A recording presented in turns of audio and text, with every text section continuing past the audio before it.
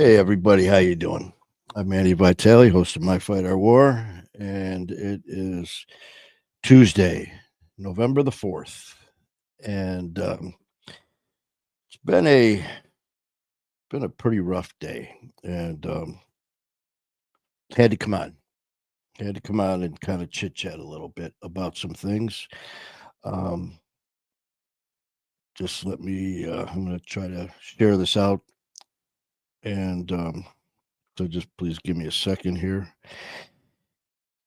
For some reason, it's not letting me share it right now. But you know what? I'll get around to it. But anyways, um, like I said, I'm Andy Vitale, host of My Fight Awards, Tuesday, November the 4th. And, you know, life is life. Life has a way of,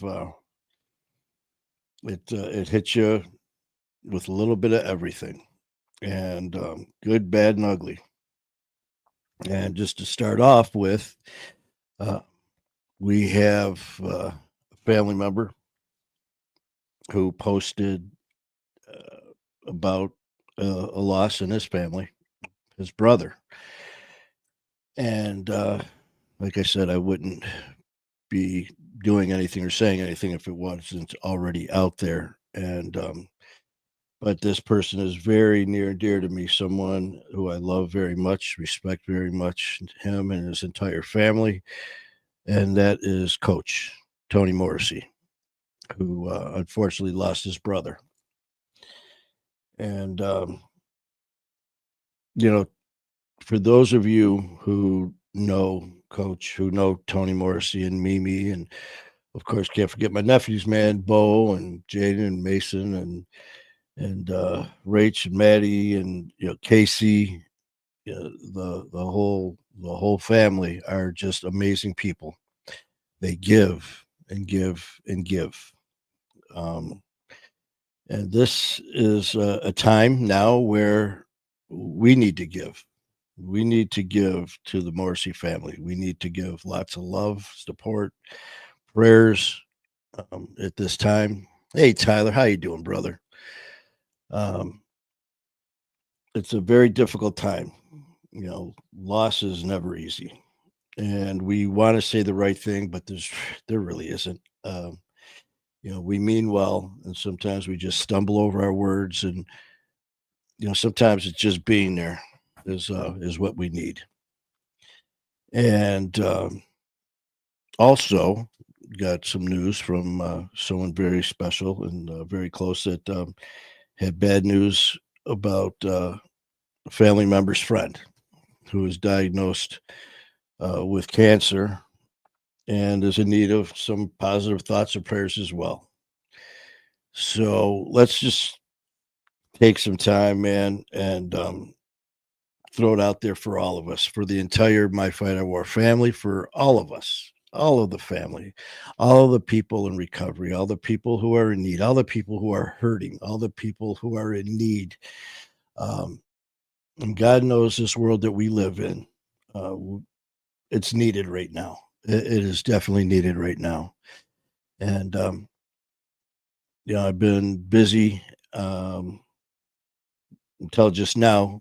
But I definitely wanted to come on because with family, we need to come on during good times, bad times. We need to come on to celebrate, and we need to come on and console and help mourn and be there. And again, like I said, sometimes it's, like, I don't know what to say. Sometimes you don't have to say anything, just be there. But so the prayers and the thoughts and the, are definitely out there for Coach, for um, Tony Morrissey, Mimi, the entire family at the loss of his brother. Jacqueline, how you doing? Um, Jacqueline, I'm not sure if you just, if you heard what I was just talking about. And this is a rough day. It's a very rough day for some people. It every day, there's something going on in our world. Every day something's happening. Everything's not sunshine and roses, and we all know that. Um, Paul Martinez. How you doing, brother? Um, so this show is just about caring and love and compassion. Like I said, Jacqueline and Paul, whoever may not have heard, we have a family member who lost his brother, and again, like I said, that was Coach Tony Morrissey, and I found out this morning, and and here later on in the day, talking with someone else who, you know, like I said, when it rains, it pours, man.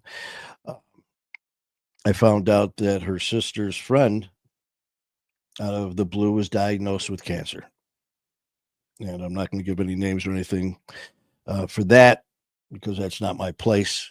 But you know, we need to just come together for support and love, and just to be there for each other. And if man, I tell you what, we are exactly that. That's what we do here.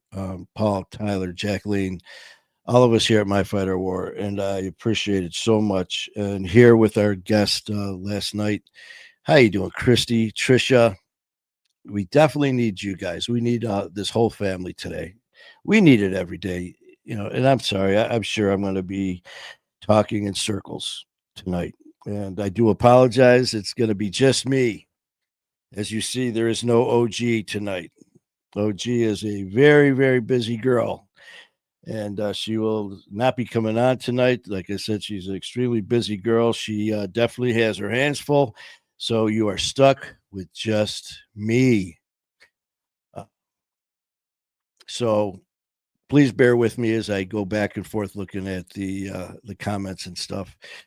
But at a time like this is a time just to kind of, appreciate everything that we have. And I'm not saying that we don't, because we do, but when you have a loss, sometimes it just makes you reflect on the person, memories of things past, and the sorrow of not being able to see them again. I can tell you one thing: when I was with Detroit Police, when I was working EMS, and then when I was working in the ER, I can't even tell you how many people I had to put in body bags. And I don't mean that trying to be a tough guy or be sensationalize things. I seriously, in all the years I've been doing work as a first responder and working at St. John Hospital, um, like I said, I cannot put a number. That's how many people that I have put in body bags. And with that being said, I cannot tell you how many times I also had to talk to family members along with doctors and unfortunately inform them at the loss of a loved one. It is extremely difficult to do. And one of the things that is said is very repetitive. And that is a lot of the people would say, uh, you know, I wish I had more time. I wish, I could have seen them more. I wish I would have answered the phone call. I wish I would have said I loved you more. I wish. And actually, the last person um, that I actually had to do CPR on, I was doing my clinicals work in EMS, and I was actually pulled off the road and I was helping an ER, and I had to uh, help on a trauma. And this poor lady was diabetic, and she had her legs amputated, and she was like I said, she was a very, very thin elderly lady, and she coded. And we worked on her for probably an hour, and there was three of us rotating, doing CPR, doing compressions, and it's intense when you're in the trauma room. And those of you who have been in the trauma room and experienced it, it is another world. A lot of chaos, a lot of noise, a lot, but it's organized insanity. You've got doctors yelling out medications. I'm up on the step doing compressions, and your adrenaline's going. And I remember um, I cracked her sternum. I was doing compressions, which happens. You break ribs, you break bones, and I actually cracked her sternum. And you have to just keep on going. And I remember, they kept telling the daughter what was going on, and they're like, we've been doing this, we're not getting any response. We're going to call it. And she was like, no, no, no, keep trying, keep trying. So the doctor came in and told me, that let's keep doing compressions. Man, I was spent, and I was just about to switch off when the doc came in again, and he said, "Hold compressions." And then he said, all of a sudden the door opened with another doctor, and he said the daughter wants to come in, which was extremely unusual. I have not seen that in the middle of a code. I have never seen that in all the years doing this. And he pointed at me to keep going. Man, I'm jumping on there, I'm doing compressions, and it is a very traumatic thing to see. And I'm doing compressions, and she's literally bouncing, and the daughter walks in and sees her mom in that condition, bursts out just in tears, screaming, "Stop, stop, stop." She saw what we were trying to do to help her. And we had to pronounce her, the doctor did. And I remember she came up to me and was, hugging all of us. And but I happened to be the one that she saw doing the compressions, and she just came up to me, hugging me, and thanking me for trying along with the rest of the team there. And all of a sudden, again, I wish that I would have spent more time with my mom. I wish this and that. And like I said, it's just a time where, like, for me, um, I've been so blessed with everything that's happened in the last 6 years. All of this with the My Fighter War, all of you, and the family that I have, the extended family in New York, the extended family through social media has been amazing. Um, but sometimes you just get so caught up in things, you take it for granted. And how many times, and I'm just guilty, I, I can't even. How many times have we said tomorrow? I'll do it tomorrow. Uh, you're going to go see somebody. You know what? I'll see him tomorrow. Your mom, family member, give him a call. I'll call him tomorrow. Um, and because you just assume tomorrow's going to come. Well, I tell you, working as a first responder, I've seen a lot of people whose family members never saw tomorrow again. And it's just a very difficult day. And like I said, not only on one episode with Tony, but this other person as well. Christy, read my message. I'm sorry. Like I said, OG's not here. She's uh, um Christy. Hey everyone, let's pray. Father, we all come to you right now as humble as we know how, and pray for strength and peace for the family. We ask that you cover the family with your hedge of protection and healing in all places emotional through all this. Father, we ask this in your sweet name, Jesus Christ. Amen. Christy, thank you so much for that. And I know that I saw something else too. Jacqueline, I'm sorry.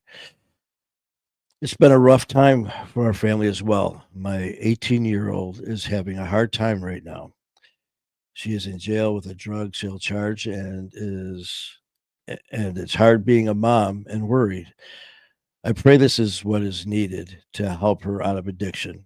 Jacqueline, so do we. And, for all of us, that's why I wanted to come on so bad tonight. Not so bad. That's why I wanted to come on. I thought about not doing it, and it was like, what the hell? This is the time that we need to come together for reasons just like that, for Jacqueline's daughter, man. So all of our prayers, it's not like we can just all of our prayers go here and that's it. No, our prayers go to our family, the people we love, which is all of you, man. all of you, and I mean that from the bottom of my heart. Um, so yeah, Jacqueline, sometimes things happen, and it's just like, why is this happening? And it's something that we think is bad, and ends up being saving grace. I look back at the things that happened in my life, and it's like, good God. But now looking back at it, if it wasn't for some of the absolute terrible things that that I did and went through, I wouldn't be here right now. So it ended up being a blessing. And this here, as hard it is for you and for your daughter, you know, there's gonna be a positive outcome, Jacqueline. There's gonna be. She's gonna All of a sudden there's gonna be someone in there that is going to relate to her story, her message, and there's gonna be a positive outcome. I believe that. And for Christy, for you, and your prayers for the family, thank you for that. That's what we needed. Tricia, thank you. Paul, thank you. And again, sorry for the Vincent. Thank you so much. Um, and yeah, Vincent, procrastination. That was me all day. Caleb, thank you so much, man. Um, and Caleb, have a great night at work, man. Be safe. We love you, man.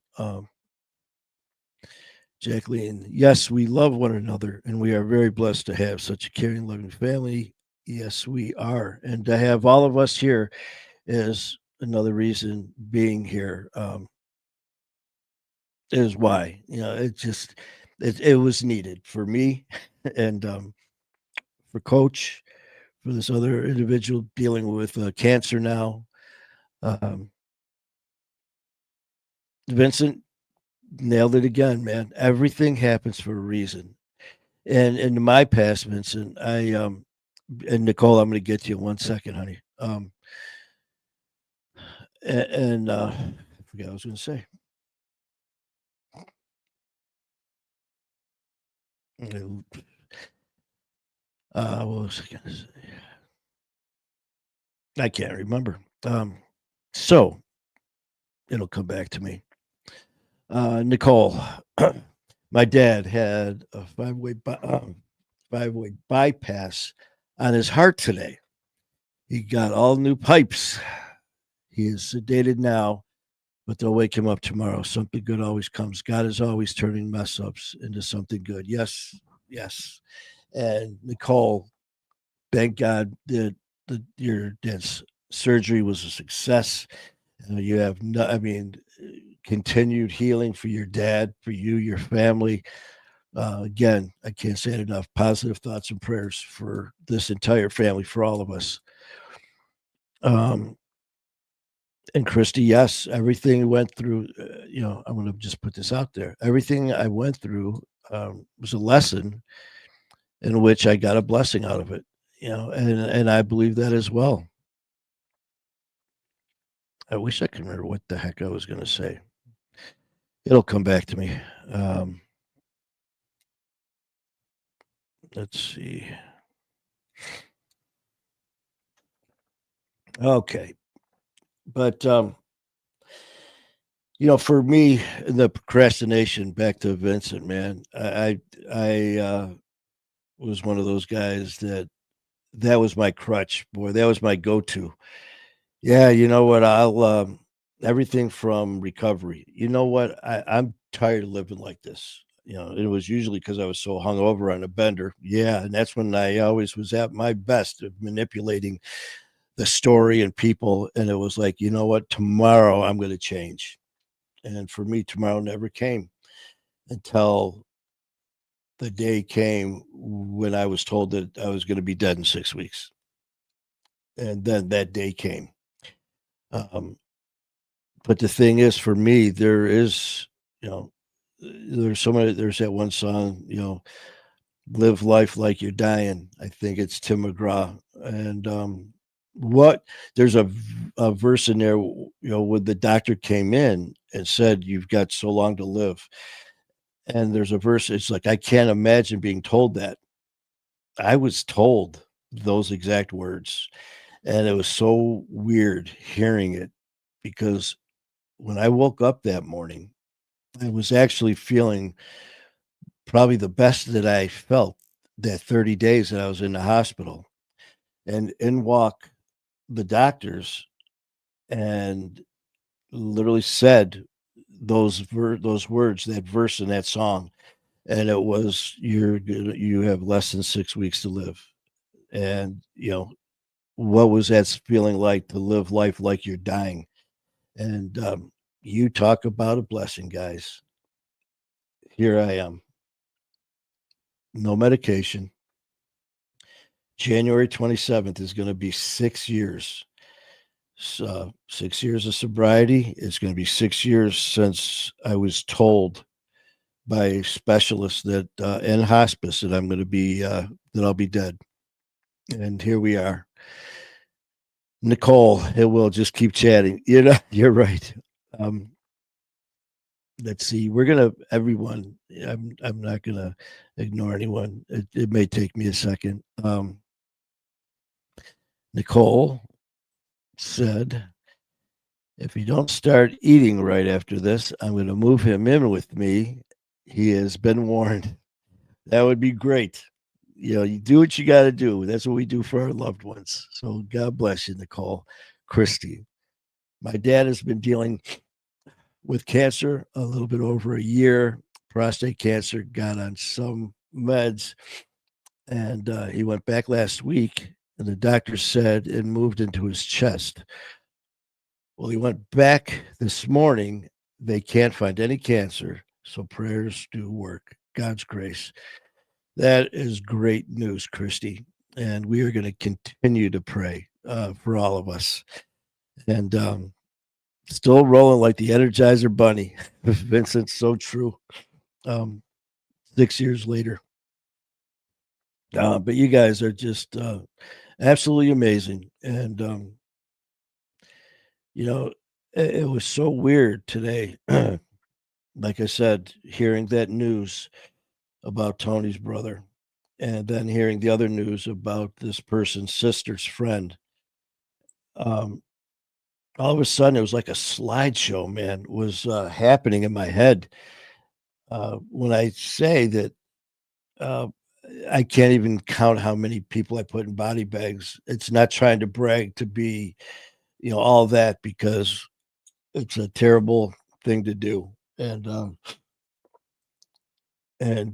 of a sudden, I just started remembering some of the stories, and it was crazy because we talked about some things that we all deal with recovery and also with mental health issues, uh, PTSD. I mean, there's nights I remember years ago. I still deal with that to this day. I'll wake up, or I'll my dreams are just vicious. They're and those of you who deal with PTSD know exactly what I'm talking about. Those of you who've never, I'm sorry, here, wipe it on that. Um, who haven't had to deal with it, God bless you, man. Uh, because for me, I literally, uh, certain issues, I go back to uh, to the scene, to where things happen. Um, I had a couple partners that were killed in the line of duty, and of course, my shooting and being stabbed. There's times where it's just, and I can only speak for myself because I can't, deal or talk about other people's dreams and what they feel. Um, but with mine, I can, like, the time that it happened, like for the shooting, I still remember the weather, the rain coming down. I remember the intense bang, the noise, and the pressure. I remember waking up in the ambulance briefly. I remember the sirens, and that's just from that occasion. With the shootings with the police department, with just and for those of you who, like I said, dealing with PTSD, it is a nightmare of nightmares, and it's just one of those things. When I was years ago, they were really bad, and to the point where I was having panic attacks at night because I didn't want to go to bed, or I was afraid I'd start falling asleep, and I was like, "Oh shit, here it comes!" So I try to stay awake, and that didn't work. But anyways, you know what? Let's enough about me, man. Let's get back to you guys. Uh, okay, Nicole's gonna move him back in and make him start eating right. God bless you, Nicole and Christy. Just keep chatting. God bless. Still like the Energizer Bunny. Yes, sir. I can only imagine the sights you have had to see. And Jacqueline, I tell you what, some of the things, and I've had people ask me, about some of the things that I've seen and witnessed and had to be part of.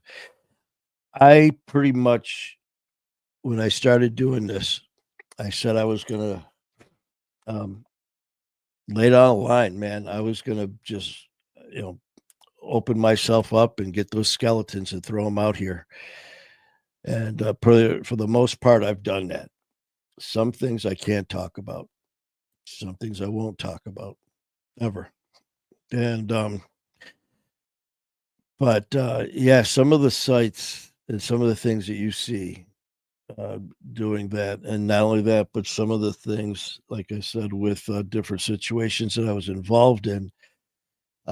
Man, I tell you, it's they're visions that you see on.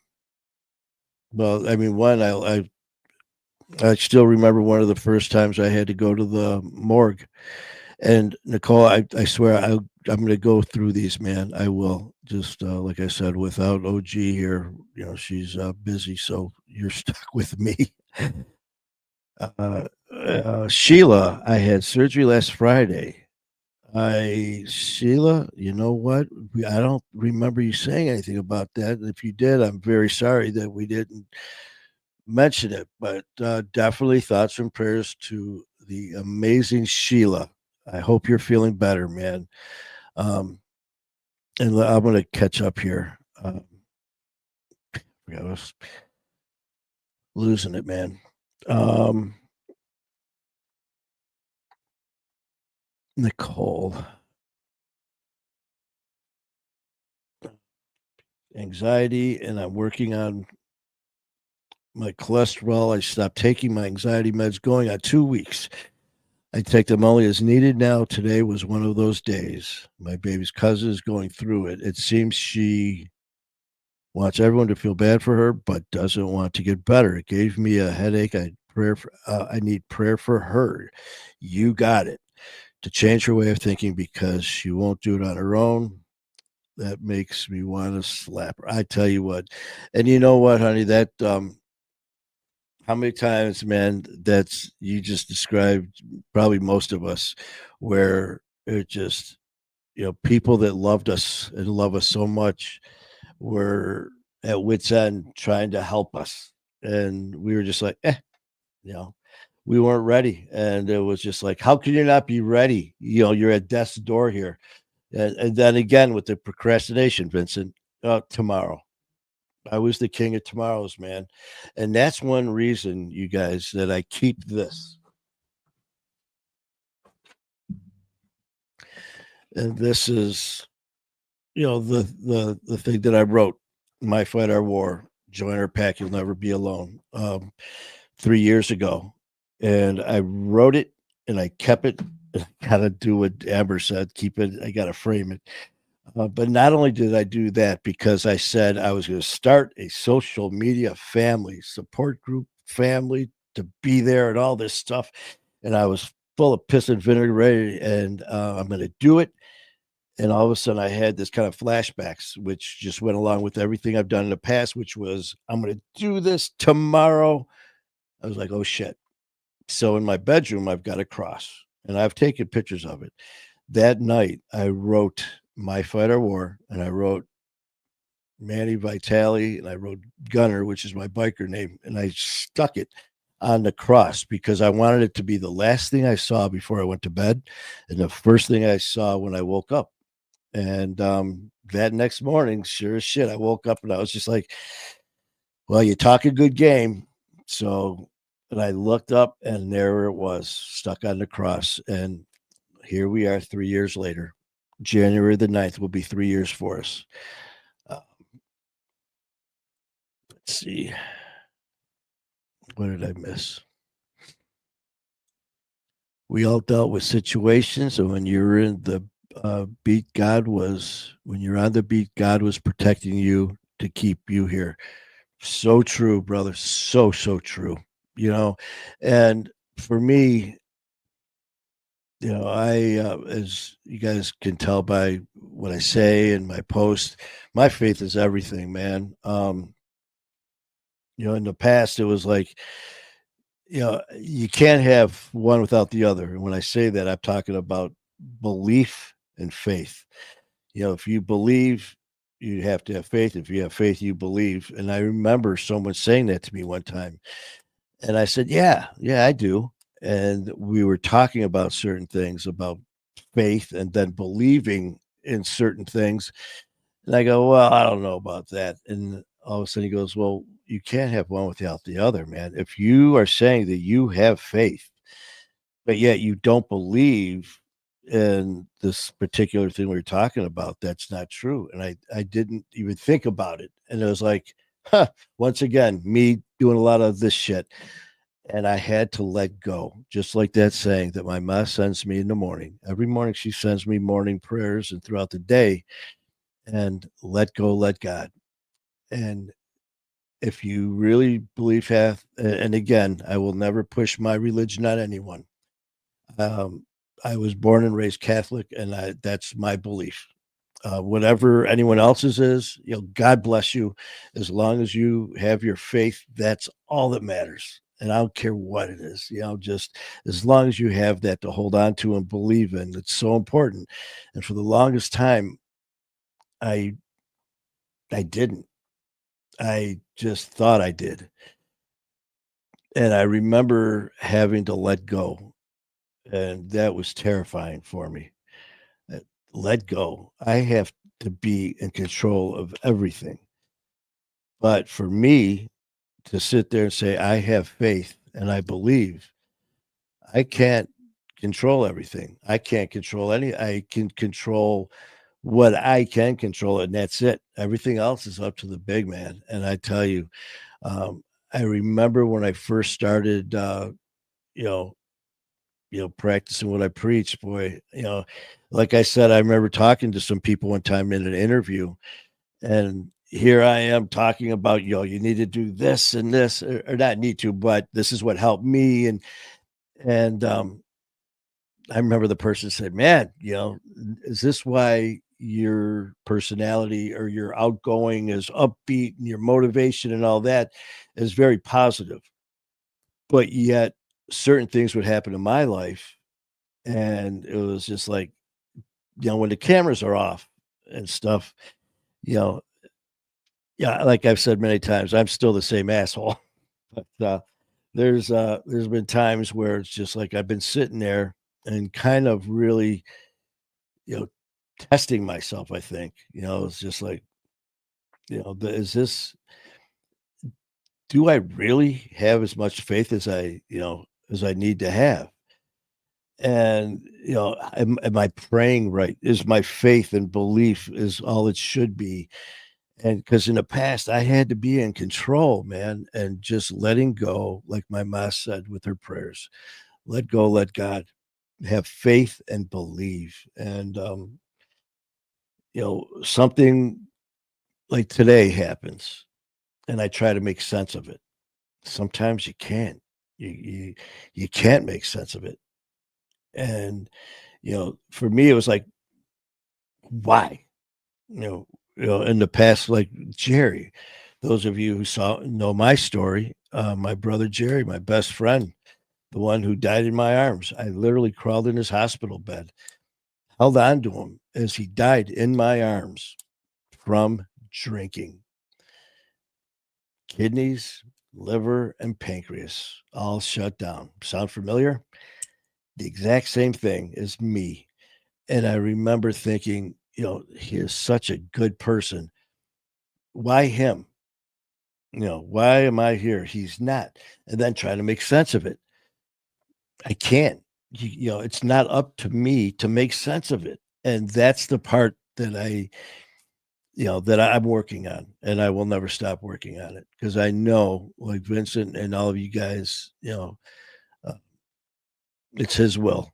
And there's things going on in my life that I have to believe that that's why the things that are happening to me, because it's his will. And, there might be things that it's like, why is this happening? I'm on the right path.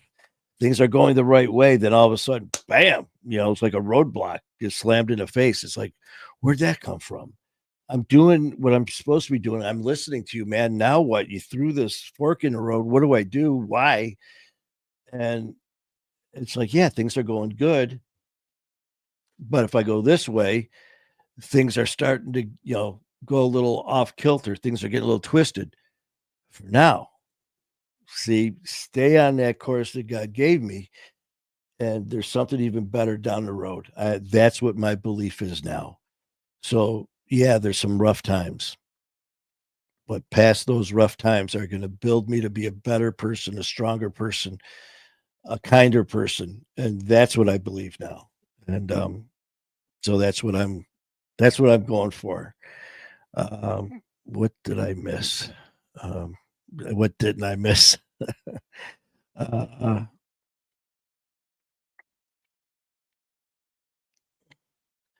Grace of God, power of prayers, angels. Amen. Carrie, how you doing, Carrie? Mr. Positive, sending positive vibes. Brother, do we need you? We thank you. It's been a very eventful, rough day. So, Mr. Positive, thank you for being here. Thank you for everything you do. Thank you for your words, your input over the years. It's been a long time.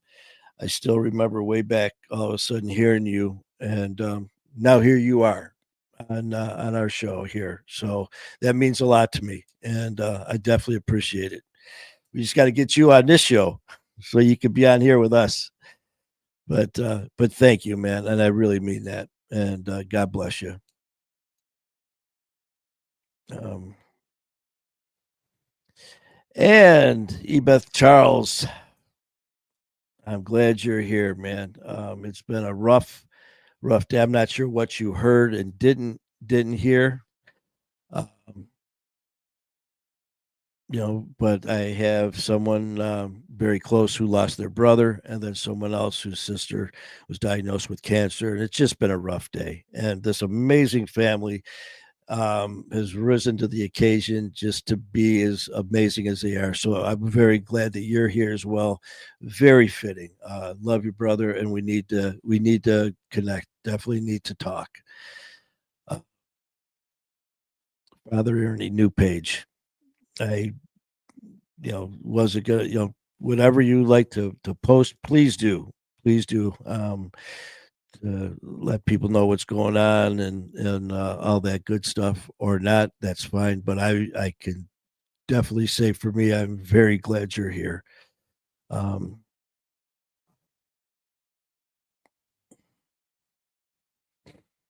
no, Amber, you didn't miss everything. This is a different kind of a show today, Amber. This show for today is because of you guys know Bo, my nephew Bo, and Coach Tony Morrissey from the Brian Cody Brothers and Sisters Foundation that I was very blessed to go speak at. In fact, my guest last night with Dave Stevens was also there at the Brian Cody Well, unfortunately, Coach's brother passed away, very unexpected, and so it's been a rough day. And then someone else's sister got very bad news about someone very close to her being diagnosed with cancer.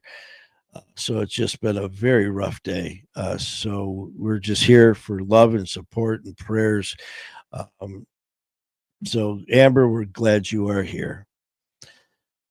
And so my faith was reborn in April 2010 at Salvation Army. God bless, man. Well, very happy for that. Gary, how are you, Gary? Cousin Laura, faith is so important. Yes. Uh, the family is connected. Yes, they are.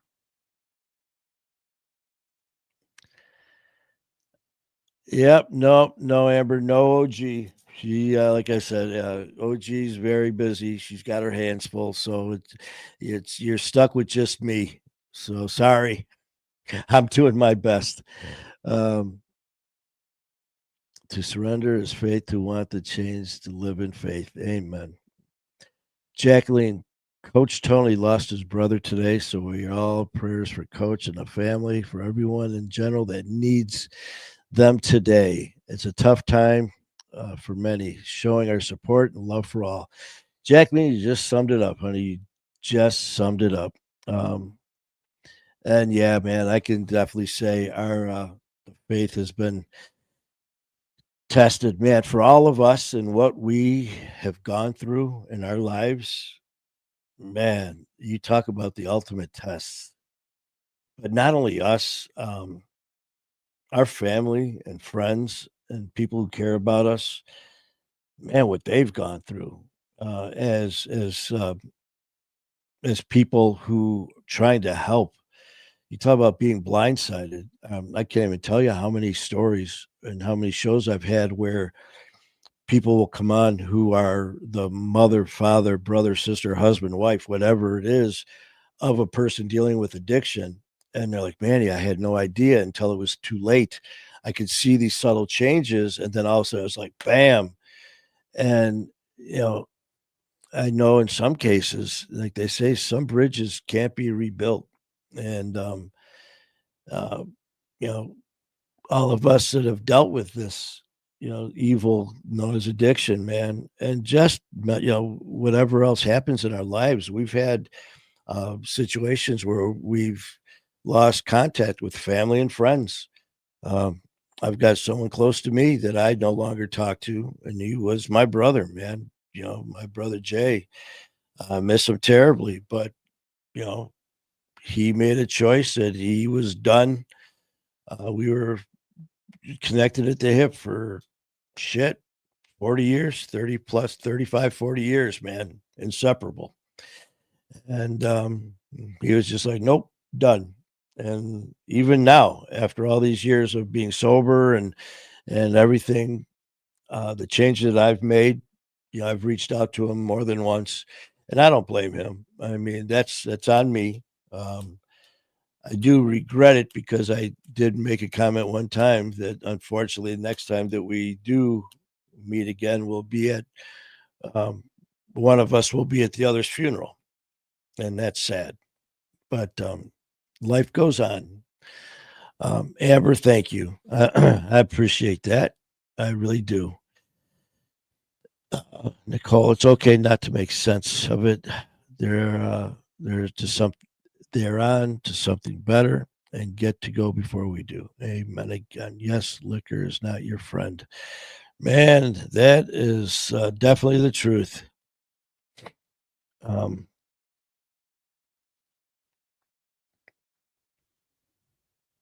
um, let's see. Sheila, to keep me from a serious problem, I had a toe amputated. I'm battling on Tylenol out of Motrin. Unreal. Good Lord, Sheila. We, like I said, tonight, we are we're everybody, thoughts and prayers for all of us, man. And please just reach out, man, and say whatever it is. If something's going on with you, your friend, your anybody, let's, if you want to share it, please do, man, because for me, I know I keep things in. And when I found that out today about Coach and about this other person dealing with the cancer, like I said, it was very strange. I started thinking about, I mean, we're talking, I started with the hospital in 86, and we're talking a lot of years of things and traumas that I was involved in and worked through, and then the time in the ambulance and working as a first responder. So that's a lot of calls I was on, and a lot of fatalities, and a lot of very disturbing scenes. And I remember there was another one. Uh, I remember I just came on. I was working, and we had to go to the morgue for. There was a case where a little boy was shot. He was innocent bystander on the basketball court. He was, think about 9, 10 years old. And I remember when we got to the morgue, this was way back in the early '90s. It was not in the shape it's in now. It was a mess back there, the Wayne County morgue, and there's literally pans and bodies laying all over the place. I mean, and I'm not exaggerating. If anyone here from Detroit, Macomb, or Wayne County, you know what I'm talking about. And all of a sudden, I look over, and there's this little boy laying there with his jeans, his Jordans, his jacket on, you know, still, and looked like he was sleeping. And I remember we walked up and we're trying to get information, and all you see is a little tiny trickle of blood, like down the side where the bullet went in, and he was killed instantly. And you see something like that, and he literally looked like he was sleeping, peaceful as can be. Later that day, we had to go back again because there was a body found from a homicide. And this person was shot, and then part of their forehead over was chopped in half with an axe. Then the people or the chopped off their hands and their feet. The person was shot multiple times, stabbed multiple times, thrown in a dumpster and set on fire. That was the next scene I got to see. So, I mean, it's just the it, you see the best in people when certain things happen in life, certain news media stories. You see these feel good stories, and it's just like, okay, good. Or you hear some amazing stories from our amazing family. And then, for those, working, as first responders, see something like that. Some things you never forget. And believe me, some things you definitely want to. I don't even know why I brought that up, man. Um, let's see. And Jacqueline, I saw the shenanigans are both in the house. And Sheila, thank you for everything. I didn't hear anything. Okay, I'm not sure about that one. Oh, so sorry. Sending up prayers, and I am here. I am Catholic priest and 5 months sober. He is awesome. And it's Ebeth Charles. Ebeth Charles. And it's something because we've got a lot in common where I go in Detroit. You guys know where I go in Detroit to the Father Solanus Casey Center, and it's the Capuchins. Yeah, so when we got to share those stories, it was this instant bond. So thank you for that. And we definitely need you in your prayers as well as all of ours, man. This is, Sheila, thank you for those um, Tuesday of Testimonies, Power of Prayer. You nailed it, Vincent. I didn't know what to expect tonight. I had no idea. But one thing I did know is this family would come through and look at you. I mean, and I know that I'm missing posts and comments, and I apologize. We'll go back. You can share anything you would like about me. I am okay with it. You've seen his post. You've seen Father Ernie, and he, popped on, and he was kind enough to send me a message, and we chatted. And come to find out, a Capuchin priest with here, Father Solanus. I'm just so amazed by. And there was a priest down at the Capuchin kitchen, or Capuchin at the Father Solanus Casey Center, Father Richard, who was personal friends with Father Solanus, who is this close to becoming a saint. And I was down there. I'd go all the time as much as I can. And I was just having a bit of a rough go. And I saw Father Richard. And a lot of times I'll ask for a blessing, and they'll have a relic, and they put it on your head. They'll say a blessing. I've been going there for so long. They know me, and I saw Father Richard, and he could tell something was up. Probably because as soon as I said hi, I started to cry. I'm a crier, just so you know. And I asked for a blessing, and he goes, "I'll be right back." He came back and reaches into his pocket, and he pulls out the relic of Father Solanus, and he said, or not, he pulled it out, and he said, "This is a gift. This was Father Solanus's personal relic that he gave me." And all of a sudden, that was it. Boy, I lose it. He puts it on my head, starts to pray for me. And then afterwards, he grabs my hand and he goes, "Here." And he put it in my hand. I couldn't even talk. Couldn't even talk. So, Father Ernie, you've been there to the center. You know what it's like. And again, I know I'm going in circles here. I really am, and I'm sorry for that. But it just, that moment was just amazing. Just being down there and sharing that moment with Father Richard. Um, and we all have our, all have our issues and our problems and our anger and happiness and all the emotions all rolled up into one. And that's why I say with all of us, as a family, we share the good, the bad, and the ugly. When I come on here, I try to be as authentic and real as I can. But it's because of you guys. It's because of all of us just being real and not trying to be something we're not. And it means a lot. It really does. And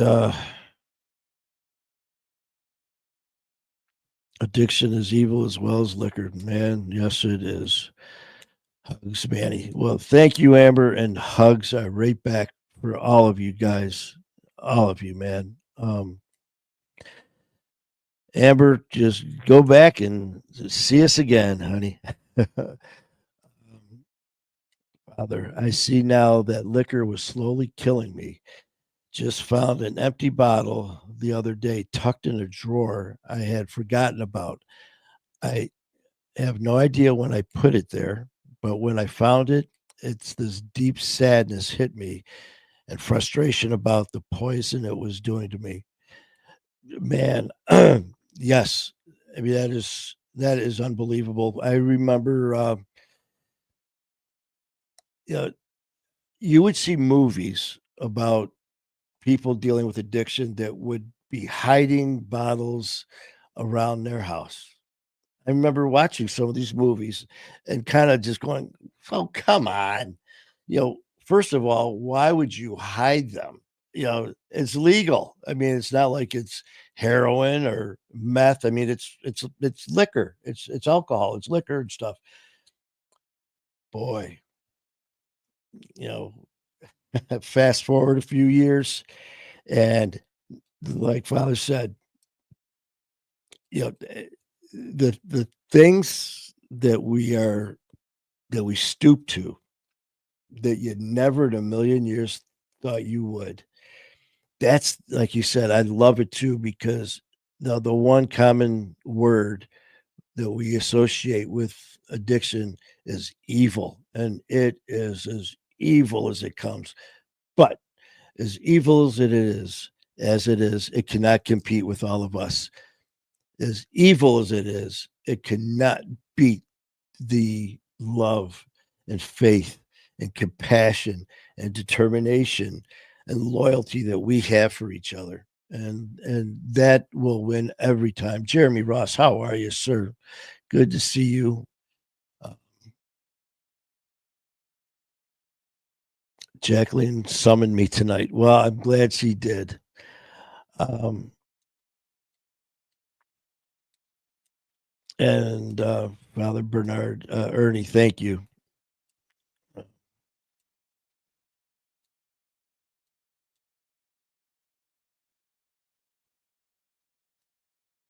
My name is Father Ernie Bernard. Ebeth Charles is my Facebook name because I had to make a new account.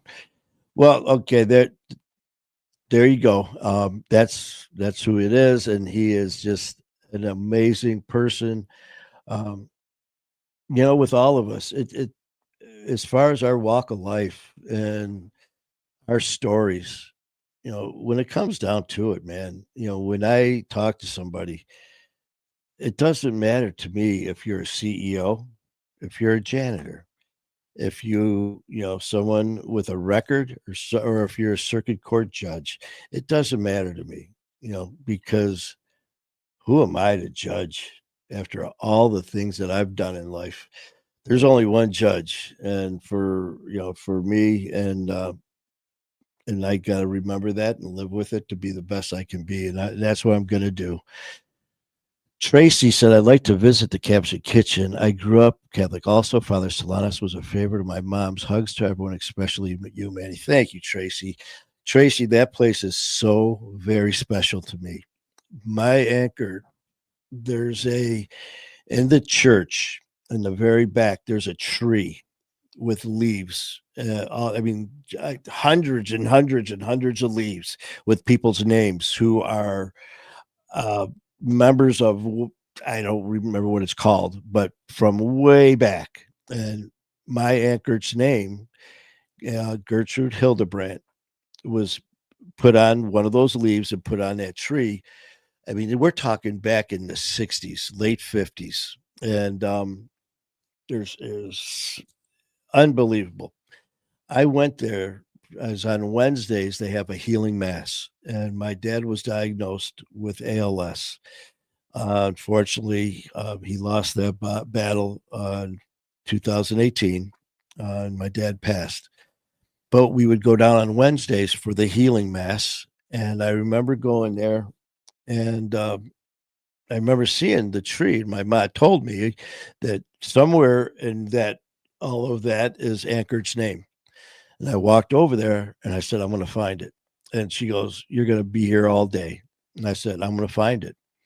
And as God is my witness, I walked over there and I'm walking and I'm just looking up and down. I mean, it's just littered with all these leaves, and I'm looking, and all of a sudden I'm walking and I just stop. And all of a sudden I look back to my right, and I just took my finger and I pointed, and there it was. And I swear to God, that's exactly how it happened.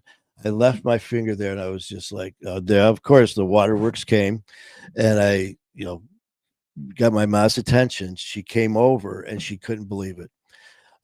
Father Solanus and the Capuchins mean a lot to me. And I tell you what, Tracy, they redid the church, they redid the chapel, redid the grounds. It is absolutely beautiful. If, like I said, you definitely want to go. And Father, definitely. And the thing is, we can all relate. And the thing is, for me doing the show is just remembering that it doesn't matter who you are. Father, a priest. I mean, and I mean, I people wonder, well, wait a minute, that's a priest. Yes, exactly.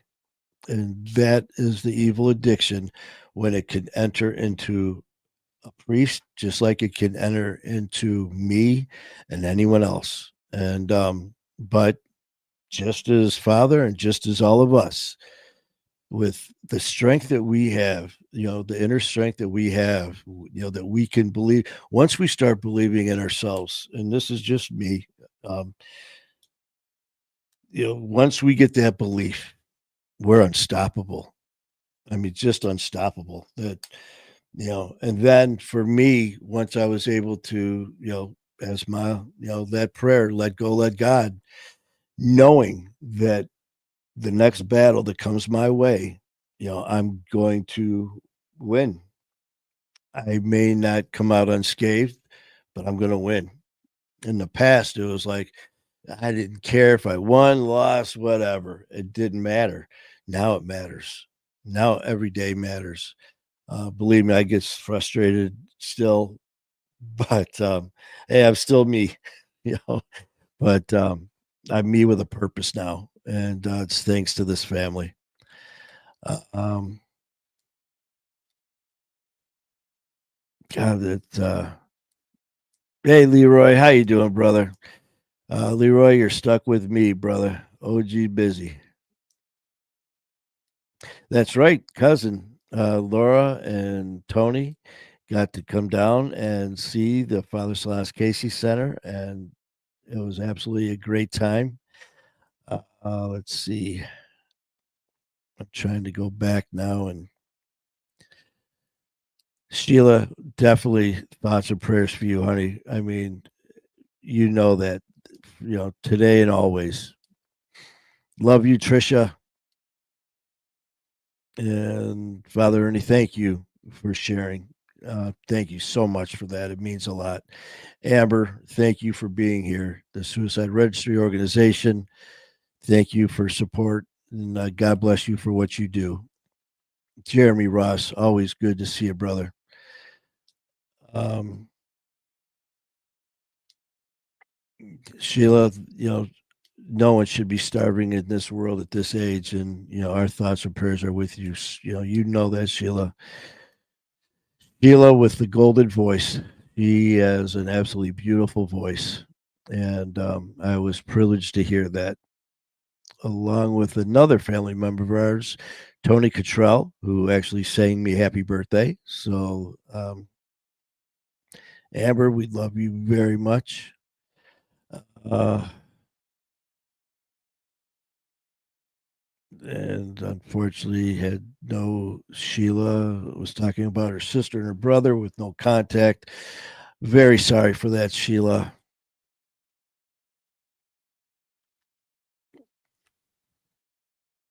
Oh, all right. But man, it's already been an hour, folks. I just really appreciate you guys not only popping on here, but your words of wisdom, and I really do mean that because you know you guys all know that when I hit live, I really have no clue unless I have a guest on. It's a free for all, and I like that just because it makes me be accountable and be as real as I can be. Uh, Alcohol is not biased, discriminate. It will take anyone, regardless of profession, income, etc. I know that alcoholism is a problem with a lot of clergy. That, you know what, since you brought that up, you are so right because I've seen that as well firsthand with one of the priests we had at Saint Germain way back in I think it was the late 70s. We had a priest at our church, and all of a sudden he was gone. And we had priests filling in, and then we heard there was an announcement that there were some personal issues.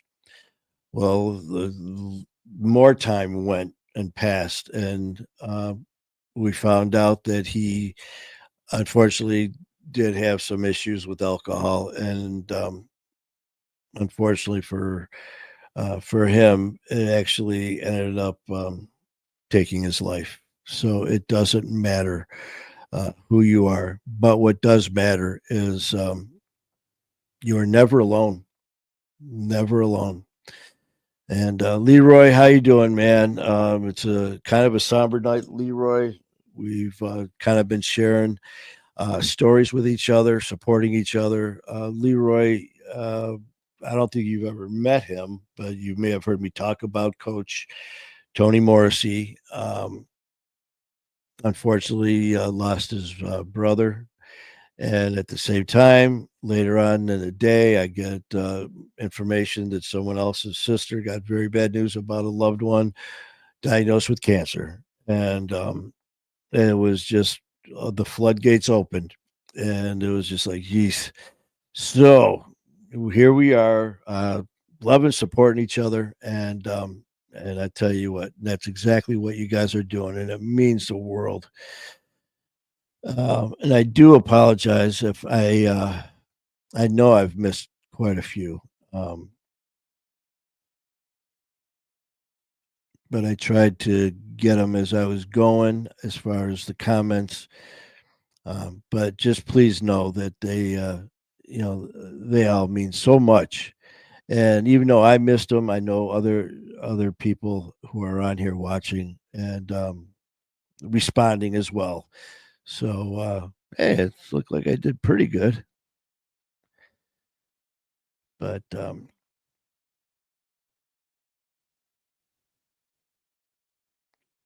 Tracy, definitely. I tell you what, it's worth the trip down there. And on the way, I've been there so many times. Boy, I just usually blast right down Gratiot to Mount Elliott, turn left, and it's down a ways on your left hand side. However, for those of you who know the that area on Mount Elliott is also oh my God, I swear to God, I am losing my mind. The Heidelberg Project. The Heidelberg Project is on Heidelberg Street. And for those of you who um, know, and that is uh, it's literally a block, and then there's another block, half a block with houses with. It's basically been converted into. Um, it's like a art gallery. I mean, it's like with. It's hard to explain because I did a show one time and I was walking and I was just talking about whatever, and I'm panning the camera around and I'm showing what I'm seeing, and what uh, what people were seeing was a big pile of shopping carts, literally a pile of shopping carts all thrown on top of each other. TVs everywhere. They're broken TVs. There's a fence with nothing but tennis shoes all the way down the fence. There's a house with polka dots everywhere. I mean, it is literally what happened was that street way back. I can't remember the guy's name, but I did do a show about it. This gentleman lived there on the street and left. I can't remember. I think it was in the military. And while he was gone, his brothers and some friends were actually killed. It was a very violent area, drugs and violence and gangs. And when he came back, um, he was full of rage, and him and his boys were going to go out for some payback. And and it was one of those things where he was literally ready to go and take care of business. And his dad said, "Son, you can either pick up a gun and a knife or a broom and, make a difference in that way." And what they proceeded to do was clean up the neighborhood, literally clean up the neighborhood. They turned it into a actually walking. Um, it's just unless you've seen it, you won't know what I'm talking about. And I swear I'm losing my mind tonight, man, because I can't get my thoughts straight. So please just look it up, the Heidelberg Project in Detroit, and there'll be lots of pictures. Though I think his name's Geisen, something Geisen, and it'll talk about him and what they've done with the Heidelberg Project to preserve it. Um, but it's absolutely an incredible site, well preserved, well maintained. I've met people there from out of the country that have come to Detroit for whatever reason and have made it a point to come to the Heidelberg Project. That's how well known it is. So on your way down there, Tracy, check out the Heidelberg Project. And all right, guys. Well, listen, I thank you. I cannot thank you enough for sharing some time tonight. I know I needed it, and there you guys are, and really means a lot. I love you guys. I hope you know that by now. You guys mean everything to me, and it's Tracy. It is you and Gary will love it. Trust me. And also, Tracy, I did not forget about you and Gary and your new vehicle. Congratulations on that. I'm very happy for you guys. And it just so happens that this coming weekend, if you guys are out and about, we do have, I believe, a full staff. So if you and Gary want to stop by, I can spare a little bit of time, pop out, say hi, and see your new ride. So tell Gary I said hi, and Tracy, thank you, and thank everyone else, man, for just being you. I love you guys, and so prayers, positive thoughts, and prayers to each and every one of you, to all of your families, all of your friends, all the people that are in your lives. I send all the positive thoughts and prayers and love that I can to all of them, and and you gotta love us because Amber, I will not let you guys leave me. You are stuck with me. So there. I love you guys. And just remember, addiction is only a word. It's not a death sentence. And keep fighting a good fight because the best is yet to come. Love you guys.